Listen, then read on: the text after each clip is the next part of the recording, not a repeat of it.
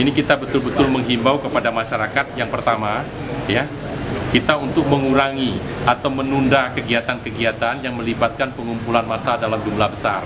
Jadi kita hindari atau kita tunda dulu. Kemudian yang kedua, social distancing itu juga perlu kita lakukan atau agak menjaga jarak, mengisolasi diri, ya, agar sekali lagi kontak dengan pihak lain itu agak kita kurangi untuk melakukan upaya pencegahan itu. Kemudian yang keempat, ini pola hidup sehat dengan berolahraga, makanan yang bergizi, kemudian cuci tangan sesering mungkin menggunakan sabun dan air mengalir. Ini juga harus kita edukasi terus ke masyarakat kita. Kemudian selanjutnya, untuk mengantisipasi lebih jauh kejadian ini, kita akan memastikan bahwa stok pangan yang ada di Bengkulu dalam kondisi aman dan dalam kondisi tersedia dan cukup. Ini akan kita adakan rapat tersendiri. Kita berharap tidak ada terjadi yang namanya stock buying atau pembelian bahan makanan dalam jumlah tertentu atau prasarana tertentu dalam jumlah banyak yang mengakibatkan ketidakseimbangan pasar itu terjadi. Yang kemudian tidak kalah pentingnya, kita menghimbau juga ada upaya kita menjaga kebersihan lingkungan secara bersama-sama, baik itu dalam melakukan kegiatan kebersihan bersama-sama di pusat-pusat keramaian atau di tempat-tempat umum.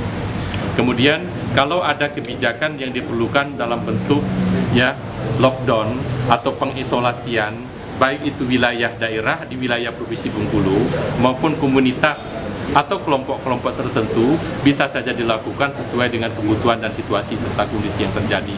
Namun tolong dipastikan ketika pengisolasian, misalnya penonaktifan aktivitas di luar rumah, maka tolong dipastikan, ya, orang yang bersangkutan atau massa yang bersangkutan itu berada di rumahnya masing-masing atau tidak berkeliaran atau melakukan aktivitas di tempat-tempat umum.